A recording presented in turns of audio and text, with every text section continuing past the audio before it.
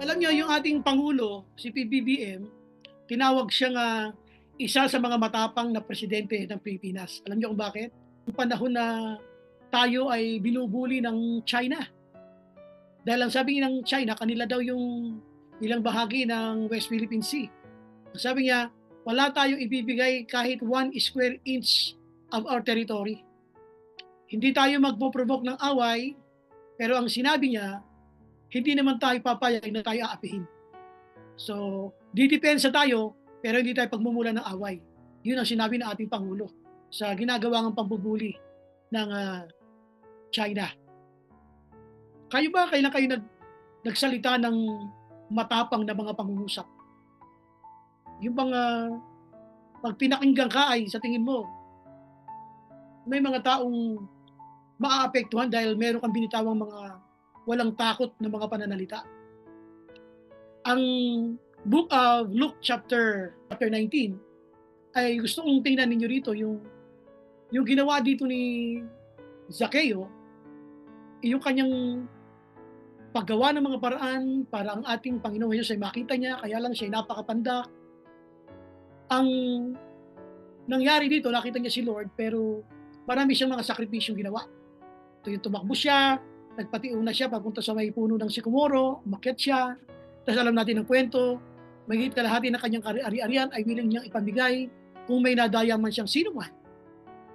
At ang sabi rito ng Bible, siya ay mayroong pananampalataya kay Lord, na-encounter niya si Lord, pero yung kanyang pananampalataya ay walang takot. Ito yung pag-usapan natin gabi, yung fearless faith, walang takot na pananampalataya. So kung meron kayong Biblia, samahan niyo ako sa Luke chapter 19. Ito ang sinabi ng Biblia, Luke chapter 19, at umpisa natin sa verse 1. No? Luke chapter 19, verse 1. Ito yung sabi ng Bible, Jesus entered Jericho and was passing through. So si Jesus ay pumasok sa Jericho, at nung sila ay papalabas na dyan, a man was there by the name of Zacchaeus. He was a chief tax collector and was wealthy. So yun ang description ng Bible tungkol kay Zaccheo, isang chief tax collector and was wealthy. So sabi dito ng Bible, he wanted to see who Jesus was, but because he was short. Gusto niya makita si Jesus, kaya lang dahil siya ay napakapandak, siya ay maliit, sabi dito ng Bible, ay nagplano pa rin siyang makita ito. Sabi dito ng Bible, he could not see over the crowd kung sino ba itong Jesus na ito. So verse 4, so he ran ahead and climbed a sycamore fig tree to see him, since Jesus was coming that way. Dahil si Jesus ay papunta doon sa kanyang lugar, ang ginawa niya, nagpatiuna na siya, at ang sabi ng Bible, siya umakyat sa puno ng sycamore. Ngayon sabi dito ng Bible, sycamore fig tree. Pagdating sa verse 5, when Jesus reached the spot kung nasaan yung sycamore fig tree na yan, tinawag niya si Zaccheo, sabi niya, Zaccheo, come down. I must stay at your house today. Alam niyo, sabi dito ng Bible, nung marinig niya yun, so he came down at once and welcomed him gladly. All the people saw this and began to mutter. Nagbulong-bungan yung mga tao na nakakita na to. Ang sabi nila, he has gone to be the guest of a sinner. Papunta siya sa bahay, at tumutuloy siya sa bahay ng isang makasalanan. Ang sabi ng mga tao, dahil nakita nila si Jesus, ay pumunta doon sa bahay nitong si Zaccheo. Ngayon, nasabi nila, nakikituloy siya sa isang makasalanan. Wika nila. Sa verse 8, Zacchaeus stood up and said to the Lord, Lord, look, here and now I give half of my possessions to the poor. And if I have cheated anybody out of anything, I will pay back 4 times the amount. Jesus said to him, today salvation has come to this house, because this man too is a son of Abraham. Ngayon gusto kong tingnan nyo dito na itong si Zacchaeus, hindi ito magagawa ng basta-basta Kristiyano lang. Na ma-encounter niya dito si Jesus, ang sabi dito ng Bible na unang inyong ikagigitla, na bagamat siya short, gumawa ng paraan para makita si Jesus. At ang sabi ng Bible, nagpatiuna siya doon sa dadaanan ni Jesus, at siya umakyat sa puno ng sikomoro. At nung dumating si Jesus dun sa tapat nun, tinawag niya si Zakeo. Sabi niya, Zakeo, bumaba ka agad dyan, sapagkat tutuloy ako sa tahanan mo, at siya ay bumaba. Ang gusto kong tingnan nyo dito, yung anong klaseng faith meron itong si Zakeo. At tinawag natin yung kanyang pananampalataya na fearless. Walang takot ang kanyang pananampalataya. Kumusta ka? Kailan ka natakot sa iyong pananampalataya? Minsan natakot ng pananampalataya natin ay yung pag-iisip na baka hindi mangyari yung ating pinapanalangin sa Panginoon. Kaya minsan ayaw na lang natin manalangin. At dito gusto kong makita ninyo na itong si Zakeo, grabe ang kanyang sakripisyo. Hindi lamang siya umakyat sa puno, kundi maging ang pag-aari niya. Nung ma-encounter niya si Jesus, kahit kalahati ng kanyang ari-arian ay 4 na ibayo ang ibabalik niya doon sa mga taong kung meron mang siyang nadaya ayon sa kanya. Iba yung kanyang pananampalataya, hindi ito katulad ng pananampalataya natin. Tayo nga minsan, Kristiyano na ayaw pa nating magbigay sa mga taong nangangailangan ng tulong. Pero siya sabi niya, kung may nadaya man ako sino man, 4 na ibayo sa soling mo. What kind of faith is that? Sabi ko diyan, yan ay fearless. Ngayon, ang tanong, ano ba ang katibayan na ang isang pananampalataya ay walang takot? Paano ko malalaman na yung faith ko ay fearless katulad ng kay Zakeo? How about you? Is your faith fearless? Yung pananampalataya mo ba ay wala din takot? Opo, pastor. Anong palatandaan? Yun, pag-uusapan natin. Palatandaan ng pananampalataya na walang kinatatakutan. So, ulitin ko lang ulit. Palatandaan ng pananampalatayang walang kinatatakutan. Welcome to Wednesday Word, mga kapatid. Pag-uusapan natin dito ay ang pananampalataya na walang kinatatakutan. Ano ang kanyang palatandaan? Una, usapan natin ang ating Biblia. Ang isang palatandaan ng isang pananampalatayang walang kinatatakutan o yung fearless faith, yung faith na may tinatawag na audacity. Ang audacity ay came from the word audacious. No, audacious, A-U-D-A-C-I-O-U-S. Audacious. Pastor, ano ba ibig sabihin ng audacious? Ang audacious meaning bold, sabihin daring and bold. Bold and daring. Ibig sabihin ay bold, sabihin na kaya nitong magsagawa ng anumang bagay na hindi kayang gawin ng iba. Daring kasi nakakahamon, nakaka-challenge. Kaya tawag nandito audacious. Yung word na audacious ay matapang na pananampalataya, walang kinatatakutan. Kaya ang tawag natin diyan hindi lang audacious kundi audacity. Yan. Yung audacity na yan ay makikita nyo sa buhay nitong kapatid natin na si Zakeo. Ngayon, tatanungin ko kayo, how's your faith? Is your faith audacious? Yung kanyang faith ay bold and daring. Isipin nyo, kung sa panahon natin ngayon yan, kasi ang describe sa kanya ng Bible, he was a chief tax collector and he was wealthy. Isang mayaman na tax collector, puno, head siya. Kumbaga sa BIR, siya yung BIR commissioner. Yan si Zakeo. At dahil si Zakeo ay he dared yung kanyang sarili. Gusto niya makita si Lord dahil nga mayroong mga nakaharang na mas matatangkad sa kanya. Sabi ng Bible, he was short. Gumawa siya ng paraan. So, ang isang palatandaan ng isang pananampalatayang walang kinatatakutan ay gumagawa ng paraan. Ang paraan na yon, yung sinatawag natin na audacity, hindi siya takot masabihan na, oh, di ba yan ay BIR commissioner? Di ba commissioner yan ng BIR? Bakit yan umakyat sa puno? Wala siyang pakialam, ano man ang sabihin sa kanya. Alam niyo, isang taong may pananampalataya sa Panginoon, kung minsan natuturingan siyang baliw. Kasi nakikita niya yung mga hindi nakikita ng ibang tao. We see what people don't see. Ganun ang kanyang pananampalataya. Alam niya, si Lord ay dadaan sa lugar na ito, kaya akit ako sa puno. Alam niyo kung sa panahon natin ngayon yan, baka nakabarong yan. Yang tinatawag natin na commissioner, para siyang customs commissioner. Kumbaga, siya ay matapang, at kung siya man ay nakadamit, kung siya man ay naka-corporate suit, baka yan ay naka-Amerikana. Pero alam niyo, wala siyang pakialam, makita ko lang si Jesus. Akit ako sa puno, baka ngayon ay naka-attaché case pa. Isipin mo, makikita mo yung tao yan sa puno. Yan, sasabihin mo, alam niyo itong mga ganitong tao, yung gustong makilala si Lord, wala siyang pakialam, sasabihin ng kapwa niya. Kaya isang palatandaan na ikaw ay may pananampalataya kay Kristo, wala kang pakialam sa sabihin ng tao. Yung tinatawag na audacity. Yung ikaw ay bold and daring. Ibig sabihin, I don't care what people say, ang gagawin ko lamang ay mananampalataya sa Panginoon at naniniwala akong si Lord ay kikilos, which happened. Isipin mo, nakilala siya ni Jesus, pagtapat ni Jesus doon sa puno ng sycamore fig tree. Ano sa palagay mo? Ang iyong bang pananampalataya ay makakapansin kaya kay Lord?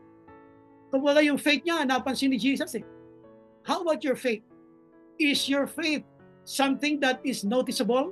Yung kapansin-pansin ba ang iyong pananampalataya?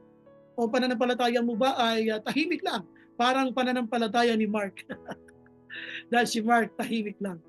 Gusto ko mapansin ninyo ngayong gabi ay, ang sabi rito ng Bible, nung pagtapat niya, kung nasaan itong si Zaccheo, sabi niya, Zaccheo, bumaba ka agad dyan. Alam niyo, yung may mga matitinding pananampalataya, markado sa Diyos. Markado kay Lord. Yung matindi ang faith sa Kanya. Sipin mo, pwede na siya magdahilan. Halimbawa, gusto niya makilala si Jesus. Pwede na siya magdahilan. Ayoko na, di ko siya makita. Ang tatangkad nung nasa harapan ko. Pwede ka ng mga tuwiran eh. Pero hindi siya nangatwiran. Bagkus, ang sabi ng Bible, naghanap siya ng paraan. Naghanap siya ng puno na kung saan sa tingin niya ay dadaan si Jesus at doon matatanaw niya si Lord. Yung sa kanya ay matanawan lang si Jesus ay sapat na. Pero nang siya ay kausapin ni Lord, that was too much. Kaya kung iisipin nyo dito, yung fearless kind of faith nitong si Zaccheo ay kakaiba. At ang unang-unang mapapansin nyo dito, yung kanyang faith ay mayroong audacity, bold and daring. Kung minsan alam nyo, pag ginagamit natin yung faith natin, kapag ikaw ay self-centered, pag ikaw ay masyadong self-conscious, you cannot unleash your faith. You cannot even use your faith. Hindi mo siya magagamit kapag ikaw ay masyadong conscious sa sarili mo. Dito wala siyang pakialam sa sarili niya, aakit ako sa puno. Wala siyang pakialam. Ano pa? Hindi lang siya umakit sa puno, ini-expect niya si Jesus dadaan and it was met. That desire of Zaccheo was met by the Lord. Dumaan nga si Jesus. At dito sabi ng Bible, kilala ng Lord yung may pananampalataya sa kanya na gumagawa ng paraan para lubos siyang makilala. Kaya pagdaan niya doon, sabi niya, Zacchaeus, come down. I will go to your house today. Wow. And he climbed down, sabi ng Bible, he went down and immediately siya ay bumaba at nakatagpo niya si Jesus. How's your faith? Is your faith bold and daring? Is your faith audacious? Alam nyo, maraming pananampalataya tayo mga Kristiyano na kung minsan ay maging ikaw ay hindi naniniwala na mangyayari ang iyong pinananampalatayanan. Kaya ng Hebrews, kung tayo ay lalapit sa Diyos, dapat tayong maniwala sa Diyos sapagkat siya ang tumutugon sa ating mga panalangin. When you come to the Lord in prayer and you don't believe on Him, what's the point of praying then? Ano ang gamit pa ng pananalangin kung ang iyong pananalangin ay hindi naniniwala sa Diyos? Isa mayroon tayong faith na sinasabi natin na God will provide but we don't believe it. Sa sarili mismo nating panalangin ay hindi natin itong pinaniniwalaan na mangyayari. Pero dito alam nyo, gusto nyo makita si Jesus. Pero paano kung makikita si Jesus? Ang daming sagabal. Yung mga taong mas matatangkad sa kanya nakaharang. Hindi niya makita si Jesus. But because of a bold move, a daring move, Jesus noted that. Sabi niya, Zaccheo, bumaba ka dyan, sapagkat ngayon din ay pupunta ako sa bahay mo. Nakakatuwa yung kanyang pananampalataya. Nakapagpatuloy kay Jesus sa kanyang tahanan. Kumusta ka? Do you believe with your faith? Naniniwala ka ba sa iyong pinananampalatayanan? Ang iyong bang pinagkakasunduan sa Panginoon na bigyan niya ito ng kasagutan, ay tunay mo bang pinananampalatayanan? Kung minsan tayo ay hindi naniniwala sa ating mga panalangin. Mismo prayer request mo, hindi ka naniniwalang tutugunin. Bakit ganoon? Tandaan nyo ang pinagbabasihan ng katugunan ng Diyos ay yung pananampalataya mo sa Kanya. Ang pinananampalatayanan mo ay si Lord, hindi ang sarili mo at hindi ang kakayanan mo. Kaya dito sabi ng Bible, napansin ni Lord yun eh. Mayroong taong nananampalataya sa akin, sige, dadaanan ko nga. Ang may pananampalatayang mayroong katotohanan ay kanyang dinadaanan. Sa tingin mo, yung pananampalataya mo, dadaanan ni Lord? Mayroon bang faith ikaw na nagbibigay ng pansin sa Diyos? Si Lord napansin eh. Grabe, meron sa akin nakaabang. Ang faith niya, grabe. Kaya ang ginawa ni Lord, kinausap niya. At ang sabi dito ng Bible, with fearless faith. Ha? Nag-abang talaga siya. At ang sabi ni Lord, Zacchaeus, kilala ni Lord na may pananampalataya sa kanya na walang takot. Zacchaeus, bumaba ka kaagad dyan, sapagat ngayon din ay tutuloy ako sa iyong tahanan. How's your faith? Kumusta ang iyong pananampalataya? Is your faith audacious? May audacity pa ito? Ito kasi ay, yung mapapansin ninyo, he climbed. Bold and daring move. He climbed. At nung siya umakyat, alam ni Lord may nakaabang sa kanya. At ang maganda rito, kilala ni Lord kung sino'y nakaabang sa kanya at nananampalataya sa kanya with a fearless kind of faith. Kaya pagtapat niya, kilala niya eh. Binanggit sa pangalan si Zacchaeus. Gusto mo banggitin ni Lord yung pangalan mo? Tiyakin mo na ang iyong pinagkakasunduan sa iyong pinapanalangin sa Panginoon ay magbibigay ito ng pansin sa Diyos. Kumusta ang iyong faith? Is your faith can make Jesus mention your name? Yung bang pananampalataya mo ay kayang bumigkas ng pangalan mo? Ang pananampalataya ni Zacchaeus ay nakapagpabigkas sa Panginoon. Tinawag siya. Mapapansin niyo, kilala ni Lord ang may pananampalataya sa kanya. A bold and daring move. Umakyat siya sa puno ng sikomoro. At ang sabi ng Bible, tinawag siya ni Lord by name. Huwag kang matakot manampalataya sa Diyos. Huwag kang matakot maniwala sa Diyos. Huwag kang mapagod na humawak sa mga pangako ng Diyos. Alam ng Diyos, kilala ng Diyos. Alam niya ang pangalan ng sino mang nananampalataya sa Kanya at naniniwala sa Kanya. It was a fearless move. Pero dahil siya naniniwala sa Panginoon, ang sabi niya dito, sa kanyang sarili, grabe, wala nang pagkakataon para makita ko ito. O baka meron siyang nakikitang pwedeng maging katwiran, pero hindi niya pinangatwiran. Bagkus gumawa siya ng paraan at ito nga ay grinant ng Panginoon at binanggit pa ang kanyang pangalan. Fearless faith, audacious or audacity. Number 2, ang mapapansin nyo rito sa verse 8, babasahin natin ang sabi ng Bible. Ang sabi ng verse 8, but Zacchaeus, ito nung nasa bahay na sila, doon sa tahanan ni Zacchaeus, nandun na sila sa loob ng tahanan. But Zacchaeus stood up and said to the Lord. Doon siya nasa loob na ng tahanan nila, nandun na si Jesus, tumayo si Zacchaeus. Sabi niya, Lord, look Lord, tingnan mo to. Here, at ngayon din, here and now, I give half of my possessions to the poor. Lord, yung kalahati ng aking ari-arian ay willing ako ibigay sa mga mahirap. At kung may nadaya man akong sinuman, and if I have cheated anybody out of anything, sabi ng Bible, I will pay back 4 times the amount. Kung meron man akong nadayang sinuman sa anumang pamamaraan, ay nais kong isoli sa kanya na higit pa na ibayo, 4 na ibayo. Yung mapapansin nyo, napaka ganda ng kalooban ng isang totoong nananampalataya sa ating Panginoon. Meron siyang hindi lang yung audacity, kundi yung authenticity. Yan.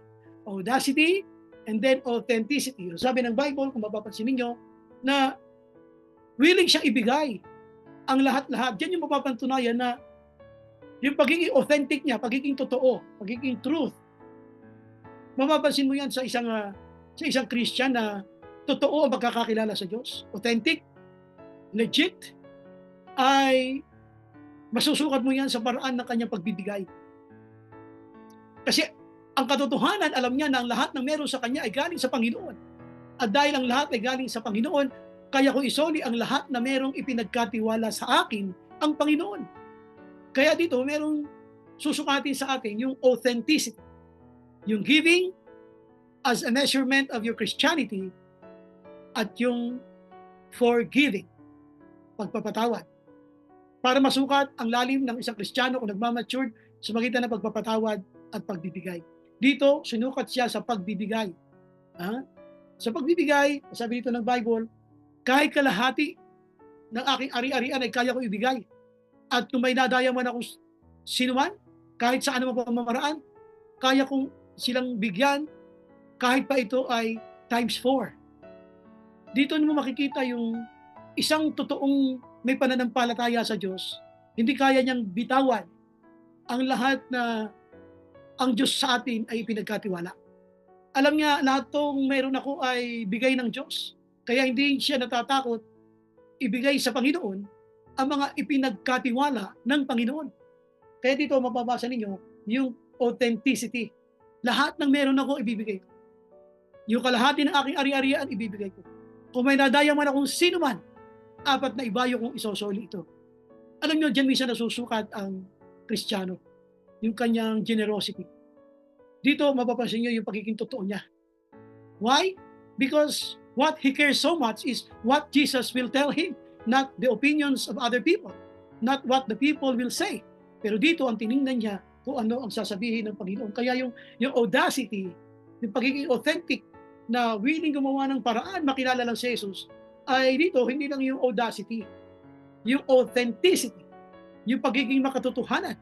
Ang pagiging makatotohanan ay kayang isoli ang lahat na sa kanya ay ipinagkatiwala sapagkat alam naman niya na ang Panginoon ang pinanggalingan ng lahat na meron siyang kayamanan. So isipin natin ito ngayong gabi, kumusta ka? Ikaw ba ay mayroong authentic faith? Yung authenticity na tinatawag. Ang iyong pananampalataya sa Panginoon ay makatotohanan? Ikaw ba ay hindi kayang subukan sa lahat ng mga bagay na ang Diyos sa atin ay pinagkatiwala? So ikaw ay pinagkatiwalaan, alam mong natin ito'y galing sa Panginoon, kaya ito'y hindi mo pinanghihinayangan. Isipin mo mabuti, what kind of faith is your faith? Ito ba ay masasabi nating authentic? Totoo ba yung pananampalataya mo? Yung mayroong authenticity? Imagine, nabanggit niya kung meron man ako nadayang sino man, sosoli ko ng 4 na ibayo. Naku, sa ibang Christian, para-paraan na yan para hindi makapagbigay sa Panginoon. Para-paraan na yan para hindi makatulong sa church. Pero siya, willing. Mahigit kahit kahit ikapa-4 na ibayo sa soli ko kung may nadaya man akong sino man. Tayo, mga Kristiyano na, hindi tayo nag-iisip na kung may nadaya tayo kung sino man. Abagkus ang Diyos ang ating dinadaya kung minsan. Dinadaya natin ng Panginoon. Akala naman natin hindi napapansin ni Lord yun, na sinusubukan natin siyang isahan. Dito, iba ang palatandaan na mayroong katotohanan ang kanyang pananampalataya. Willing siyang ibigay sa Panginoon at sa mga kapwa niya na kung sa tingin man niya ay meron siyang nadayang sinuman, ang sabi niya, magiging 4 na ibayo nito ay kanyang isosoli. How's your faith, kapatid? Masasabi mo ba na ang iyong pananampalataya ay dalisay, makatotohanan? Subukin natin sa pagbibigay. Na ibibigay mo ba sa Panginoon ang totoo na dapat ibigay sa Kanya? Yung totoo na halaga ng ikapu na isosoli ba natin? Yung bang mga pangako natin, mga pledges na ibibigay ba natin? Yung bang ating mga offering na dapat sa Panginoon, ibibigay ba natin? Dito, si Sakeo, kaboborn again lang. Kilala niya lang sa Panginoon. Yung naganda sinabi niya, bakit? Kasi dati siyang mandaraya. Mandaraya siya dahil siyang mananingil ng buwis. Ang sabi ng Bible, bukod siyang maniningil ng buwis, siya ay puno ng mga maniningil ng buwis. He was a chief tax collector. Kaya ang sabi niya, kung may nadaya mang sino man, maraming galit na tao sa isang tax collector. Sapagkat kung halimbawang piso lamang ang kanilang babayaran sa amilyar, ay hihingan sila ng bayad na 4 na piso. Kung 100 lang, sisilin sila sa 400. Kung 1,000 lang, maniningil sa kanila ang tax collector ng 4,000. Kaya nasabi niya, 4 na ibayo niya na isosoli ito. Dahil pag pinag-usapan niyo yung background nitong si Sakeo, siya talaga ay mandaraya. Kaya nga sabi ito ng Bible, hindi lang siya isang mandaraya, kundi isang puno ng mga mandaraya. Kasi ang mga tax collector that time ay galit sa kanila ang mga mamamayan. At siya, hindi lang tax collector, he was the chief tax collector. Mas malakas siyang mambudol, mas malakas siyang sabihin na natin na manghingi o mangikil. Na-born again siya. Kaya nasabi niya na 4 na ibayo niya sa soli. Kaya mapapansin mo pa yung pagiging totoo niya. Yung tinatawag natin na authenticity. Authentic yung kanyang pagka-born again, kaya yung faith niya ay authentic din. So, kumusta tayo? Sino na yung mga nadaya natin? Si Lord ba nadaya mo na sa tithes mo? Si Lord ba nadaya mo na sa offering mo? Nakala mo lusot ka, pero makikita mo ang resulta sa buhay mo, lagi kang kinakapos kasi dinadaya mo siya. Subukan mong dayain ng dayain si Lord, palagi kang kapos, palagi kang mauubusan sa iyong lalagyan. Kaya yung iyong lagayan ng ang iyong wallet. Mapapansin mo kapag si Lord dinadaya mo, ang laman ng iyong wallet ay lumiliit. Di lang lumiliit, nauubos pa ang laman nito. Authenticity, bagong born again. Si Bartimeo, si Zaccheo, anong sabi ng Bible? Kaya niya isoli kay times 4. Tayo, kahit times 1 lang, hirap na hirap pa tayong isoli kay Lord. Pero siya, isinosoli niya ang buong halaga na dapat para kay Lord. Kaya kung may dadaya man siya, Lord, sorry po, isosoli ko po ng times 4. Okay? So, nag-uusapan natin yung fearless kind of faith. No? Fearless faith. Una-una, para masabi natin fearless ang faith na yan, yung mayroong audacity, and number 2, yung mayroong authenticity. Punta tayo sa pangatlo. Anong klaseng faith meron itong kapatid nating si Zaccheo? Tingnan nyo yung verses 3 and 4. Ang sabi ng Bible sa verses 3 and 4, he wanted to see who Jesus was. Gusto niya makita si Jesus. He wanted to see who Jesus was, but because he was short, he could not see over the crowd. Dahil siya ay maiksi, short, hindi niya makita si Jesus dahil nga yung crowd, yung mga nasa harapan niya, ay matatangkad. Siya nasa likod lang. Pero alam niyo, hindi yun ang issue ha. Dahil sa paghahanap niya na yon ng paraan para makita si Jesus, nasukat ulit yung faith niya umakyat siya sa sycamore fig tree.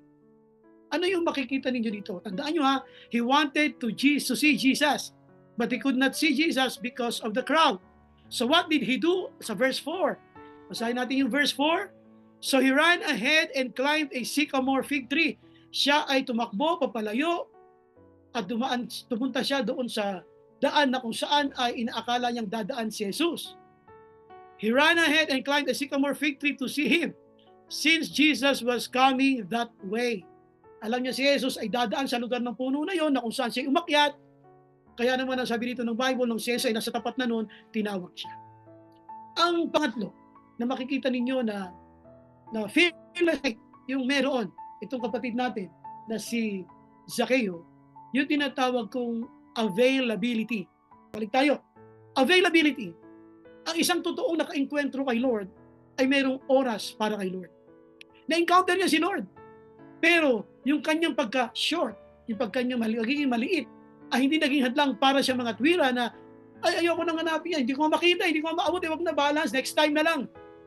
Pero alam niyo, gumawa siya ng paraan. Nag-set siya ng time, he availed himself to see who Jesus was. Ganun ka rin. Pag sinabi mo ikaw ay may pananampalataya sa Diyos, may oras ka sa Diyos. Pag sinabi mo may pananampalataya ka kay Lord, may oras ka kay Lord. Hindi po pwede yung sasabihin mo nananampalataya ka sa Panginoon pero wala kang oras sa Panginoon. Siya, naghanap talaga ng lugar. Saan ba makakakita ng puno dito na dadaanan ni Jesus? Nakakita siya. Nag-set ng time, umakyat. At gumamit siya ng energy, gumamit siya ng oras. At ginamit niya rin yung kanyang isip na analyzation na sa tingin ko dadaan dito si Jesus. At dahil doon, umakyat siya sa puno, nung makita ni Lord na meron gagamit ng kanyang faith para makita siya, makilala siya, kilala pala ni Lord. Alam niyo, lahat na nagbibigay ng oras sa Panginoon ay kilala ng Panginoon. Kaya huwag kang magkunwari na may pananampalataya ka sa Diyos pero wala kang oras sa Diyos. Magaling lang tayo mga tuwiran sa Diyos. Dito wala siyang katwiran.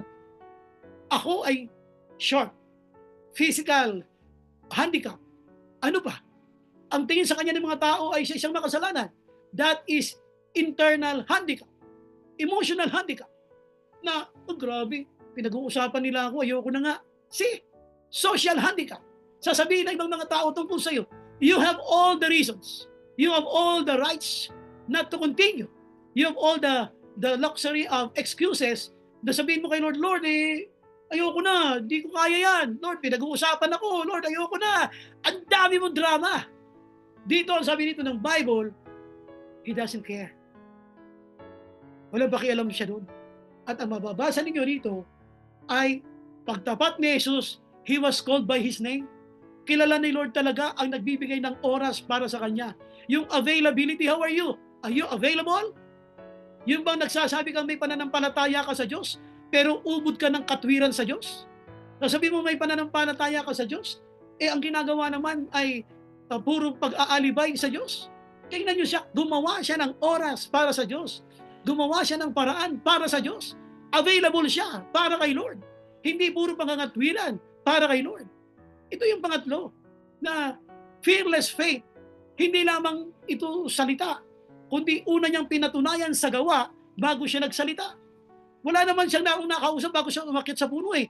Ipinakita muna niya ng kanyang aksyon, ang kanyang pananampalataya sa Diyos, at ang resulta nito ay nung nakita ng Diyos na totoo yung kanyang pananampalataya, kinausap siya ng Diyos. Ang may totoong pananampalataya lamang sa Diyos, ang ganap na kinakausap ng Diyos. Kaya yung kanyang availability dito, it was worth it. Dahil pagdaan ni Jesus, tinawag siya. Markado kay Lord, yung mga naglalaan ng oras para kay Lord. Pero kung titingnan mo maliit ako. May katwiran na eh. Saka na lang pagka lahat ng nakakalipunpun kay Jesus ay mga katulad kong maliliit. Pag may matangkad dyan, ayoko na. May excuse sana. Pinag-uusapan siya kasi nga, ang tingin sa kanya ng mga tao ay isang makasalanan sapagkat siya nga ay tax collector. So, alam niyo, pinag-uusapan siya. O ano ngayon yun? Social media yun eh. Yun yung social handicap. Ang isang may pananampalataya sa Diyos, walang pakialam sa sinasabi ng social media. Walang pakialam sa sinasabi ng mga tao. Mahalaga sa kanya ang opinion ng Diyos para sa kanya. Internal, external handicap, emotional handicap, social handicap, nasa kanya na lahat. Pero dahil sa kanyang fearless faith, nag-set siya ng oras para kay Lord. Kaya wag mong dayain o lokohin ang sarili mo na sasabihin mo may pananampalataya ka sa Diyos, pero wala kang oras para sa Diyos. Pakita mo may oras ka sa Diyos kung may pananampalataya ka sa Diyos. Ipakita mong naglilingkod ka sa Diyos kung may pananampalataya ka sa Diyos. Okay, so balikan natin ang ating theme for tonight dito sa ating Wednesday Word, yung fearless faith. Yung audacity, number 2, yung authenticity, and number 3, yung availability. Now, ano yung ating conclusion sa mensaheng ito ng Panginoon? Just as love is a verb, kung katulad ng pag-ibig ay pandiwa. Ibig sabihin ng pandiwa, nagpapakita ng kilos o galaw. Nagpapakita ng kilos o gawa. Just as love is a verb, so is faith. Kung paano ang pag-ibig ay masasabi nating pandiwa, na kahulugan ng pandiwa ay nagpapakita ng kilos at gawa, ganun din ang pananampalataya. Ang pananampalataya is also a verb. It shows action. Okay, magandang gabi sa inyo lahat.